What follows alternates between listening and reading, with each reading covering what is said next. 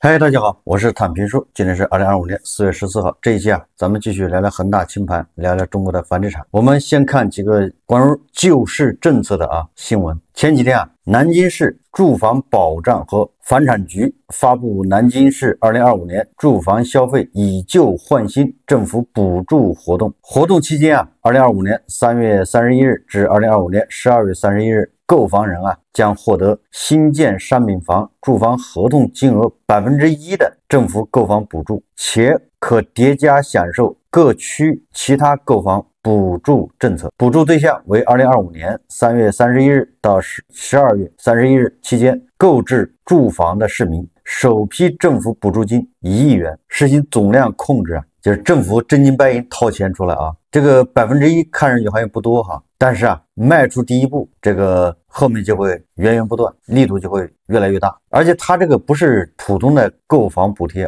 它这个是以旧换新，就是你把旧房子卖着去买新房子，南京政府再给你1%的补，那就是实实在在的送点这个优惠给你这个好像在我的印象中这个以旧换新给补贴，好像这还是第一次而且以往城市各个省对这个购房补贴一般都是指那个特定人群，2胎3胎什么的，或者是什么引进的人才给购房补贴。那像这种对这种以旧换新的给补贴，这个也是第一次。是这些都说明这个地方这个房子消化难，去化困难，卖不动，只能说明这个如果房子好卖，对吧？日光盘它怎么可能给你补贴呢？南京市这次算开了个头，那后面看看还有其他城市跟进不，或者这个力度会更大。南京为什么这么干这个最近网上也有个名单就是2024年各个城市就10000亿 GDP 的这个城市卖地收入，其中这个南京市2024年卖地是937.6亿元，下降了25%。而南京市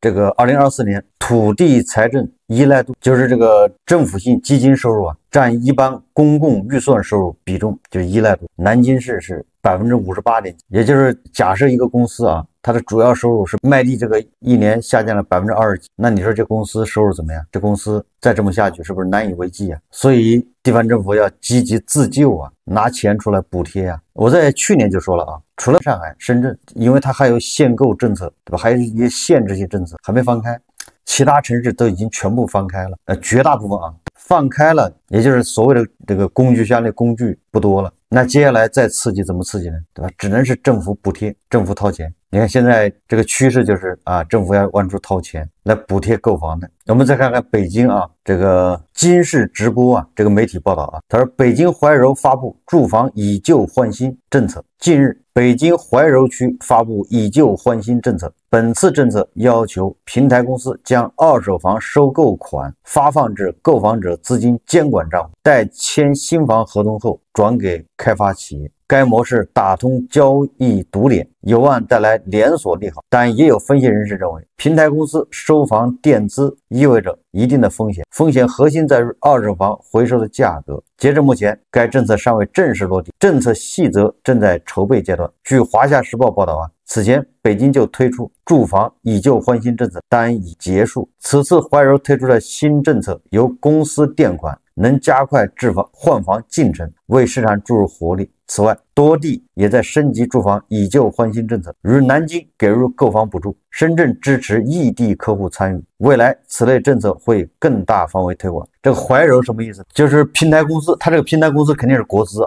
就把你的二手房一收，他就把你钱给了，但是不给你，给到监管账户。等到你买新房的时候从监管账户直接把你钱打到那个新房开发商那买新房，这不叫以旧换新。这里面一个大的问题就是这个平台公司把你的钱一付，那现在因为现在这个房价波动还是比较大的，这个北京的房价也可能下跌那一下跌，那平台公司不赔了吗？平台公司是国企赔得起吗？大头的钱。这个怀柔是北京的一个非常偏远的一个郊区离北京市走高速恐怕也2小时，还得过顺义，都是山，在那儿买房的恐怕大部分都是本地人北漂漂得再远也不会漂到怀柔去对吧？那儿的房子想卖也够呛，连租都够呛，连怀柔都出政策，也说明日子难过啊，只能说明这个房子卖不掉，急了，地方政府的不能坐以待毙啊。我们再看金融时报报道说，3月个人住房新发放贷款加权平均利率约为 3.1%， 同比下降约60个基点。财联社4月13日电，记者从央行获得最新数据显示，3月份企业新发放贷款本外币加权平均利率约为 3.3%， 这还是不低啊，比上年同期低约45个基点。个人住房新发放贷款加权平均利率为 3.1%， 比上年同期低50个基点。得出下一阶段如何看？有业内人士表示推动社会综合融资成本下降需要综合施策，货币政策、产业政策、信贷政策、银行的内部配套制度应加强协调配合，形成政策合力，促进信贷结构优化和经济质效提升。说的挺好听的啊。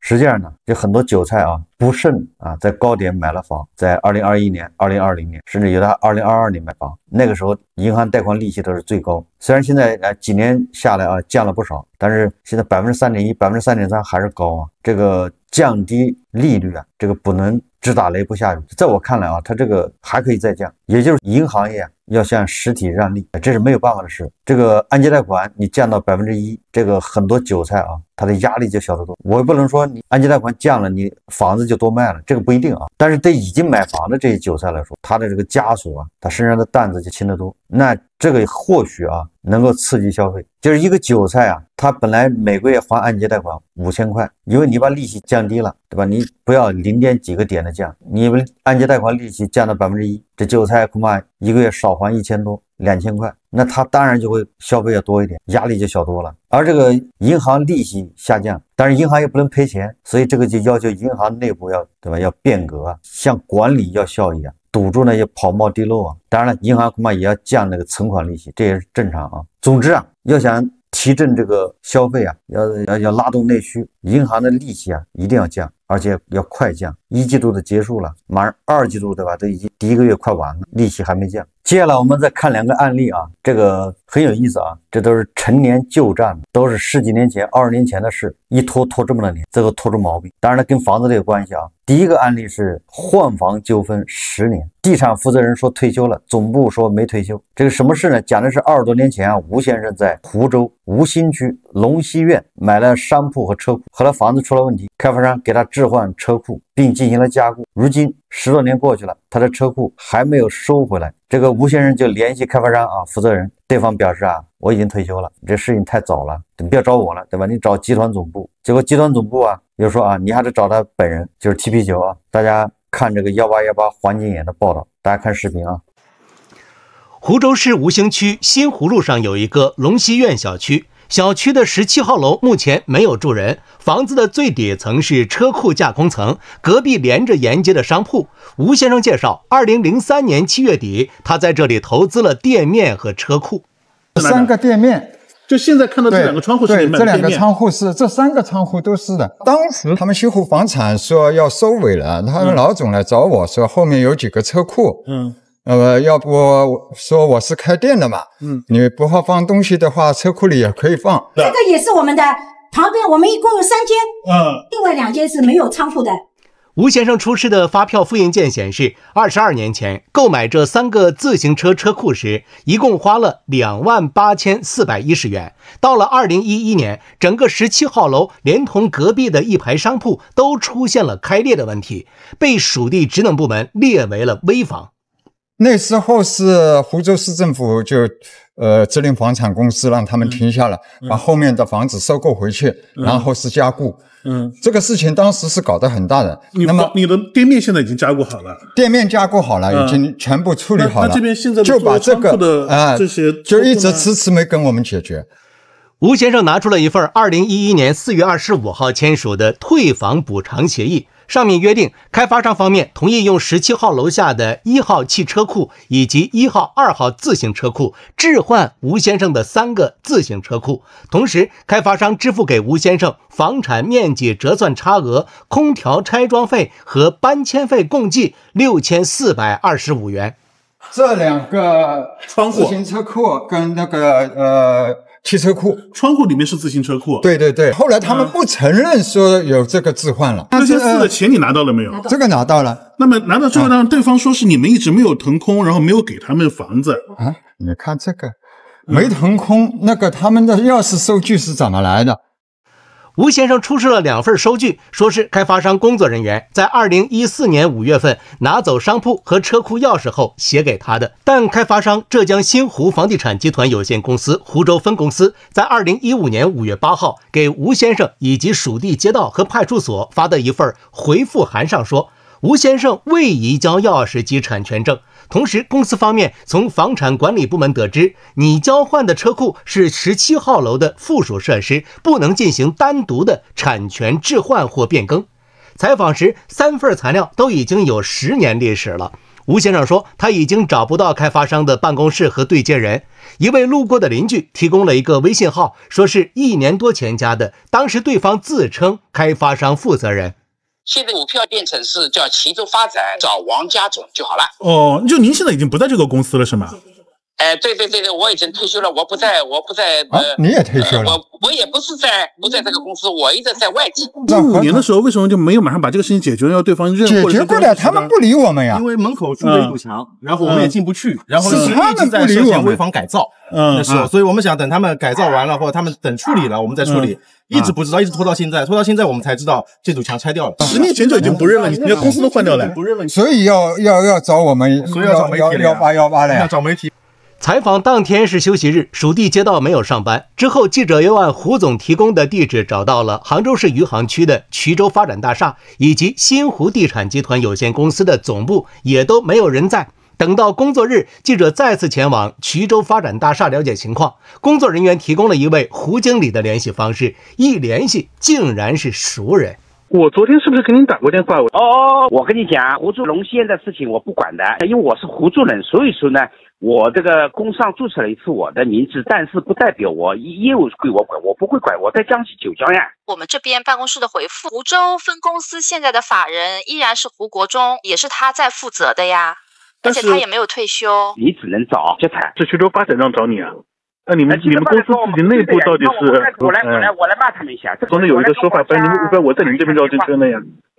10分钟之后，衢州信安发展股份有限公司工作人员发来信息表示，办公室主任王总的回复是已把事件和你们的电话转达至地产总经理处，他们会安排地产集团营销中心负责人对接。截止到发稿，记者没有接到相关工作人员信息。吴先生的儿子后来反馈，开发商方面没有人联系他们，属地街道已经把他们的材料转交到区房管办，相关工作人员表示会去联系开发商。188黄金眼记者报道。这个韭菜买房啊，不管怎么说都是个大事，人生大事啊，是个低频交易，就是你只要不是以炒房为生的啊，你一辈子买不了几次房，所以它是个低频交易啊。低频交易就特别容易踩坑，每次买卖房子都是第一次，都是陌生啊。当然房子出问题换房子也一样啊。所以你看韭菜一旦陷入这种纠纷之中啊，真是叫天天不应啊，叫地地不灵。你找这个开发商原来的负责人，人家说他已经退休了，让你找集团，你找集团吧，集团说你就得找他，双方就这么扯皮。有人说那你打官司啊，像这种事情打官司吧，耗时间、耗精力、耗钱，最终啊打完之后恐怕也是不了了之，这官司都打不明。说到打官司啊，还有一个案例，那就更有意思了，更离奇啊。这是南方日报报道的啊。这个南方日报报道说，有一个人呢，18年前买的法拍房，18年前啊，通过法院拍卖，他买了一套房子，法拍房，结果18年以后啊，他的房子居然被原房主给卖掉，你说这个多离奇吧？南方日报说啊，一套被法院拍卖18年的房子，因原房主钻空子被2次转卖。近日，深圳龙岗区法院审理的一起刑事案件引发关注。原房主钟某标利用公司拍卖与产权登记的信息差，将法院已拍卖的房产再次转卖，因诈骗罪啊，一审被判11年半，时间回到2006年，那是19年前了。因债务纠纷，钟某标名下位于新龙岗花园的房产被法院拍卖，被拍卖房产面积107平米，肖某以36万多元竞得，合着3000块钱一平米。龙岗啊，19年前是3000一平米，贵不贵啊？你跟现在比挺贵的啊，挺便宜啊。现在怎么这个3万8万起吧。深圳龙岗这个我得插一下啊，很多人不知道，2008年次贷危机的时候，它是2006年龙岗那价格3000多一点，到了2008年实际上也就5、6千都没到，就是5、6千。大家可以现在在网上搜一搜当时的那个新闻，跟房地产相关的新闻啊，就是龙岗那地方卖5000一平米，大量的人断供弃供不要了，因为房子降价嘛，5000的人断供啊。你现在回头想一想啊，对吧？5、6千断供的那些人都多后悔啊！咱们还言归正传啊，这个肖某啊，他以36万元竞得这个法拍房，随后啊，龙岗法院于2006年4月28日作出裁定，确认肖某竞得上述房产，并要求过户手续由肖某自行办理，费用自负。也就是这个肖某啊，拿着法院的裁定书啊，可以直接到房产局去过户，应该是这样的啊。一应过户的费用由这个肖某啊，就是竞拍人去支付。被拍卖房产的原房地产证原件一直由竞买人持有，但竞买人肖某一直未办理过户手续，房产始终留在钟某标名下。2023年，钟某标偶然发现房子仍登记在自己名下，动起歪心事，他补办房产证，伪造租赁合同，通过中介将房子转卖给严某峰，且严某峰成功完成过户，取得新的产权证。戏剧性的是，当新买家持证收房时，物业出示的竟是肖某那份18年前的法院裁定书。因为法拍房被原房主再次转卖，新买家严某峰过户后发现无法收房，向公安报案。案发后，龙岗区法院以诈骗罪一审判决原房主钟某标11年6个月有期徒刑，而原竞买人肖某也向龙岗法院提起民事诉讼，请求确认其是涉案房产的合法持有人，请求确认钟某标和严某峰的交易行为无效，或者判决撤销双方所签订的房产买卖合同。你看看啊，这个是19年前的这个案子，法拍房扯出这么多事，这个原房主啊涉嫌诈骗罪，判了11年了。2026年是36万被法院拍卖，那么去年啊他卖的话，这房子估计啊得小1000万呢，你就拿7万一平米，那也得800万，那这个数额就大了，所以判他11年。这个案子告诉我们啊，首先一个就是咱们作为普通韭菜，不要老想着占便宜。你买这个法拍房，看上去好像占了点便宜，最后你看看这个陷入官司之中、纠纷之中，也很焦虑啊。这第二个呢，就是这个竞买人呢，肖某为什么18年、19年他都不去过户？就这个是我一直比较怀疑的地方。这19年这个房子啊，一直属于悬空状态，就是说在房产局那儿，他还是登记在这个钟某标的名下的，但是通过法院的判决，这房子所有权又应该是这个竞买人肖某的，所以这个就变成一个有争议。问题出在哪呢？问题是出在这个原来的房东啊，钟某标，他也把这房子通过这房产局，他一查到这房子还在他名下，他动了歪心思，他把这房子卖掉，结果这就构成诈骗，因为不是他的东西。但是我告诉你啊，这个竞买人肖某的做法非常危险。如这个钟某标啊，实际上他玩的不够高明，他不应该卖房子。我不知道大家有没有听懂？这个钟某标啊，他应该跟那个严某啊借钱，借他500万，然后还不起，你严某告我去。借钱不算诈骗啊，他不是以非法占有为目的，我是借钱，这民间借贷，我给你答应8%的利息。这个严某把500万一借给他啊，然后马上宣布没钱给，对不起，你告我吧。这严某再去一告他，好，那钟某肯定是失败了，你欠人钱不给，案子肯定败了嘛。败了，法院就判定啊，这个钟某标限期要还人家这500万。加利息，钟某标说我没钱，那法院就强制执行。法院强制执行，他就会在那个系统里面，他会查钟某标的资产，把你的银行账号查一遍，有没有存款，没有，再把你的名下的房产一查，完了，在房产局一查，这个钟某标名下在龙岗还有一套房107，法院立马把这房子一查封。我想请问大家，这个时候作为这个当初法拍房竞买人肖某，他和这个现在的这个叫严某，他俩人谁会得到这个房子？所以说这中间的法律问题特别严重啊！这就是那个竞买人肖某自己19年他不过户，所以这里面存疑。我还接着说啊，法院一旦把这房子查封，这个房子就是严某的，法院会拍卖，完了之后把这个钱要还给严某。哎，这个时候钟某还不算诈骗，你就问你服不服吧？钟某没有诈骗啊，只有你把那个龙岗那套房子查出来，那跟我没关系，我啥也没干，我也不知道啊，大家明白吗？那肖某为什么倒霉呢？那就是他自己本应该去过户，他没过户，造成的损失要他自己承担。这个房子啊，他这个传属关系啊是根据登记为准，就是你在房产部不动产部门登记在谁名下就是谁的。19年以后还登记在这个钟某标的名下，从这个法理上说还是钟某标的，以登记为准嘛。法院也说了，对吧？你竞买之后把手续拿给你，你自己去办过户去，过了户之后就是你的，你不过户那房子就悬空的。那法院先查到，那就是法院把这个拍卖这个把钱给那个严某，肖某就完蛋了。那最后变成什么呢？变成肖某你再去告那个钟某去吧，那你这官司你也打不完不了，你不一定能告得赢。所以说啊，我刚才说了，这个肖某为什么19年都不过户呢？实际上这里面有个重大的漏洞，就是我分析推测啊，这个不一定是真的，我推测恐怕是肖某做生意啊，因为2006年就敢参与法拍房，说明这个人很厉害。深圳啊有很多这样的人，就是他们去做生意嘛，捡漏，对吧？房子买了之后呢，但是他又担心自己其他的生意假如出问题，他名下的财产有可能都被冻结。但是啊，这个房子不在钟某的名下，所以这个房子你法院你要查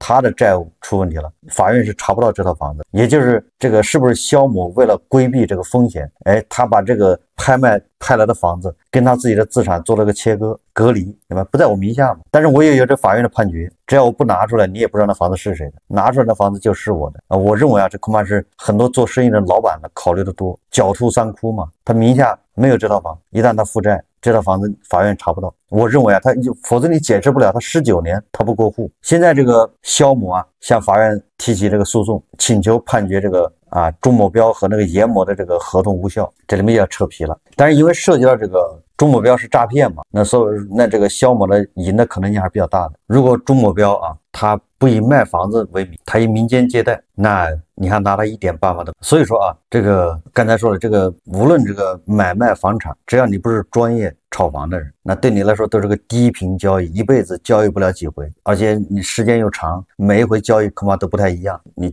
本质上就都是小白，每次买房你都是小白，所以一定要小心啊，小心再小心，对吧？不熟的你不要老想着有便宜怎么就落你头上，那恐怕不是便宜啊，那是大坑啊，那是陷阱，对吧？一旦你买房子买的不掉到陷阱里面，这个恐怕半辈子白忙。你看这个2个案例都是一拖着10几年。好，这期节目啊我们就聊到这里，感谢大家收看。如果喜欢我的节目，欢迎订阅转发，也可以在下方留言评论，谢谢大家。